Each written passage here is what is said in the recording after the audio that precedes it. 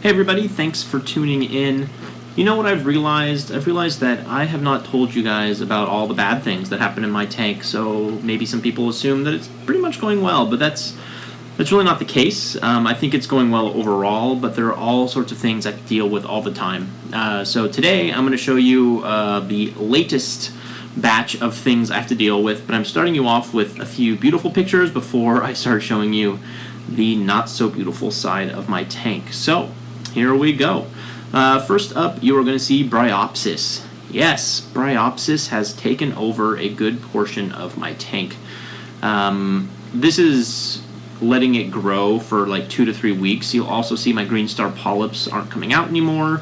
I changed my MP10 from one side of the tank to the other, and for some reason they didn't like that, and a lot of my corals have been kind of shutting up and kind of staying in. So you'll see that Bryopsis has to be taken care of, which I will do here shortly. 2 more issues. My ACAN, since I moved the MP10, is almost completely pulled in and I'm worried about it dying. And then my sugarfine sand is clumping because basically it is creating soil for all the algae, so I have tons of algae growth there. So 2 more things to take care of. Then over by the anemone, which is not doing well, by the way, it has shrunk since it has been in my tank, and I am not sure why. There's this just hair algae that is almost impossible to get to, so what do I do to deal with the hair algae? So there's another issue to deal with in my tank. And then, of course, my favorite coral, which is still growing, my frog spawn, used to be completely out and beautiful, but when I changed my MP10 to the other side, they pulled into these small little heads. So I have to deal with that as well, figure out how to get those to come back out. And then you'll see here, there used to be 2 heads on that torch coral. The head in the back is now dead, and that is largely due to placement. When my frog spawn was out all the way, it was covering up and shading it, so it wasn't getting enough light. So that is also dead. So as you can see, there are really quite a few things going on. You'll notice that the bottom of my tank is also getting pretty bare because when I vacuum this sugarfine sand, I've been vacuuming it up slowly, so it's kind of disappearing. And my red pistol shrimp really doesn't have a burrow anymore, so he stands on the glass over by the anemone.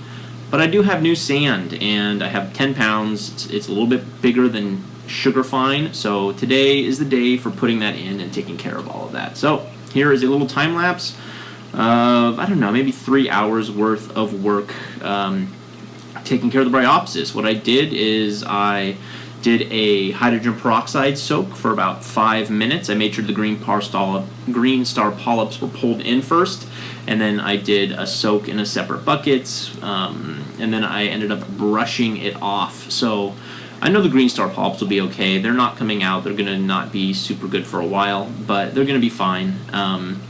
So I definitely did that. I moved the MP10 back to the other side to put the flow back. I moved it originally because the anemone wasn't doing well, but you know what? Everything else is suffering. I added the sand in, the 10 pounds, moved everything back around. During that process, one of my big torch corals fell off, and so I had to epoxy it back on place, which is a nightmare. And it's so hard to put it back in, but I finally did get it in. You can see it there right in the front, so I'm so glad I eventually got that stuck on. Okay, so this is the next day. My ACANs are looking so much better. They're actually coming out again. I think just changing the flow was extremely helpful. So that's one thing solved, so I'm glad that happened. All right, now there is the leftovers of the Bryopsis on my green star polyps. So it's gone for now. Will it come back? Yes, it will. I'm just battling it. It will always be in my tank. There's really no way around that at this point. Okay, there's more of a burrow now for Jack, my red pistol shrimp. So he's happily moving sand around, and I have some agates in there that he picks up with his right pincer and moves around. So he seems like he's doing better, so that's awesome. And then finally, I think you guys have probably seen that my 2 clownfish have finally hosted this soft coral, and I'm so glad. I was so worried they killed my last coral that was there by hosting it. But the soft coral, it was pulling in for like the first few weeks, but now it doesn't even seem to notice that they're swimming through it.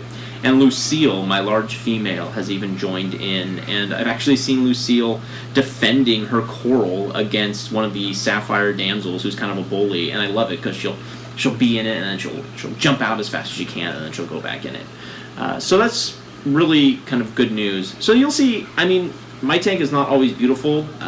Some people don't like my tank. I think it's really nice, but it's because I put a lot of work into it.